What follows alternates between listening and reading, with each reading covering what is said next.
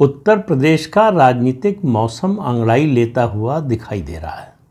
हालांकि वहाँ विधानसभा के चुनाव अभी समय है, उसमें 2027 फरवरी मार्च में होने हैं।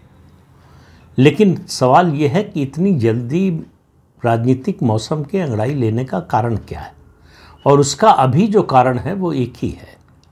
बाकी तो भाजपा और समाजवादी पार्टी की लड़ाई है, उसमें कांग्रेस साथ हो गई है सपा के। विधानसभा चुनाव में साथ रहेगी कि पता नहीं, लोकसभा चुनाव में ज़रूर साथ रहे थे। लेकिन सपा कारण नहीं है, कांग्रेस कारण नहीं है। भाजपा तो सत्ता में है ही, सबसे मजबूत पार्टी है, सबसे बड़ी पार्टी है, और 2027 का चुनाव वो जीतेगी, इसमें कोई शंका अभी नज़र नहीं आती है। लेकिन राजनीतिक मौसम फिर क्यों अंगड़ाई ले रहा है? क्योंकि हाथी अंगड़ाई ले रहा है।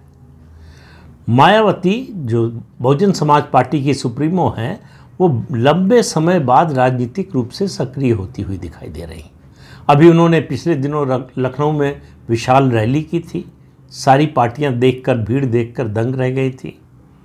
और उसके बाद उन्होंने 2022 के विधानसभा चुनाव के बाद पहली बार पार्टी मुख्यालय में लखनऊ में एक बैठक बुलाई।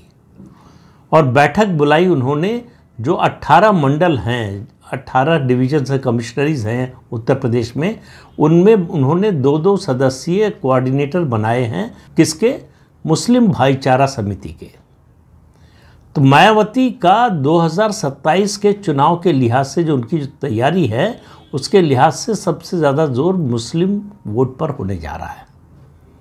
और वो जो संदेश दे रही हैं, आप देखिए, एक तो उनके मैसेज को देखिए और दूसरा तथ्यों को देखिए, तो समझ में आएगा कि क्या असर हो सकता है। होगा कि नहीं, किसी को मालूम नहीं है। मायावती और बहुजन समाज पार्टी लंबे समय से कोशिश करती रही है कि मुसलमान उनके साथ आए।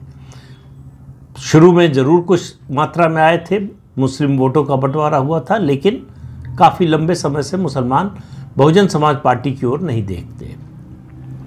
अब उत्तर प्रदेश की विभिन्न क्षेत्रों की राजनीतिक स्थिति को, सामाजिक स्थिति को बल्कि आप देखिए, तो आपको समझ में आएगा कि इसका महत्व क्या है। पहली बात तो यह है कि बहुजन समाज पार्टी 1993 में जो सपा बसपा का गठबंधन हुआ था, उसके बाद से वोट शेयर की दृष्टि से निम्नतम स्तर पर है। मुझे 1991 का जो है वो फिगर याद नहीं है कि 91 के इलेक्शन में बहुजन समाज पार्टी को कितने % वोट मिले थे, लेकिन उसके बाद से इतने कम वोट कभी नहीं मिले जितने उसको इस पिछले लोकसभा चुनाव में मिले, 9.39%।